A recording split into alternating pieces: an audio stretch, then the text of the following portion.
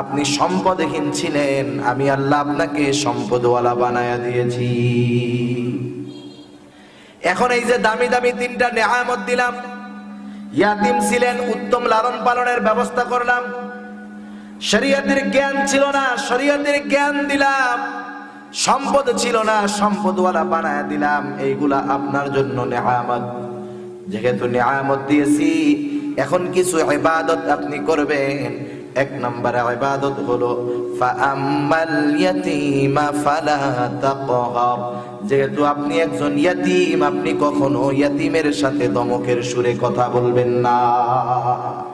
আল্লাহ তাআলা আমার আপনার নবীকে আদেশ করার মাধ্যমে গোটা দুনিয়ার মানুষের কাছে খবর পৌঁছায় দিলেন যে সাবধান, ইয়াতীমের সাথে রূঢ় আচরণ করবা না। ইয়াতীমের সাথে ভালো আচরণ করা নবীজির স্বভাব, ইয়াতীমের সাথে খারাপ আচরণ করা আবু জেহেলের স্বভাব। এবার তুমি চিন্তা করে দেখবা, তুমি কার ক্যারেক্টার গ্রহণ করতে চাও, কার চরিত্র গ্রহণ করতে চাও? তুমি কি চাও সেই পাপিষ্ঠা নরপিশাচ জাহান্নামী আবু জেহেলের চরিত্র গ্রহণ করতে, নাকি সেই চরিত্র গ্রহণ করতে চাও যেই চরিত্রের সনদ আল্লাহ তাআলা দিয়েছেন? সুবহানাল্লাহ বলেন। কারণ আমার আপনার নবীর চরিত্রের ব্যাপারে আল্লাহ তাআলা বলেন, লাকাদ কানা লাকুম ফি রাসূলিল্লাহি উসওয়াতুন হাসানা। আল্লাহ তাআলা বলেন, তোমাদের জন্য ফি রাসূলিল্লাহ, আল্লাহর রাসূলের জীবন আদর্শের মধ্যে রয়েছে উত্তম আদর্শ। শুধু তাই নয়, কেমন আখলাক আমার আপনার নবীর। আল্লাহ বলেন, ওয়া ইন্নাকা লাআলা খুলুকিন আযীম।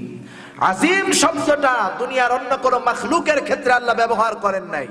শব্দটা ব্যবহার হয় খালেকের সাথে, কিন্তু সেই খালেক একজন ব্যক্তির শানে এই শব্দ ব্যবহার করেছেন যে আমি আপনাকে মহান আখলাক দান করেছি। সুবহানাল্লাহ। সেই মহান আখলাকের অধিকারী ব্যক্তির চরিত্রই আমাদের গ্রহণ করা দরকার, ঠিক কিনা বলেন? এজন্য আমরা ইয়াতিমদের সাথে ভালো আচরণ করব।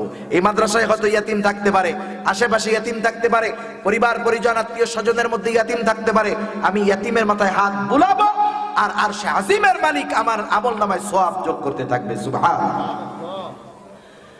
এরপরে আল্লাহ তাআলা বলেন, নবী হে, আপনি তো সম্পদওয়ালা ছিলেন না, যেহেতু আমি আল্লাহ আপনাকে সম্পদওয়ালা বানায়া দিলাম, এখন যদি কেউ আপনার কাছে টাকা পয়সা কিছু দান সাদকা চাইতে আসে, ওয়া আম্মাস সাইলা ফালা তানহার, আপনি কখনো সায়েল যে চায়, ভিক্ষা চায়, এমন কাউকে আপনি ফিরায়া দিবেন না। যদি অবস্থা কোনো সময় এমন হয় হাতে কিছু দেওয়ার মতো নাই, উত্তম ব্যবহার করে আপনি তাকে ফিরায়া দিবেন।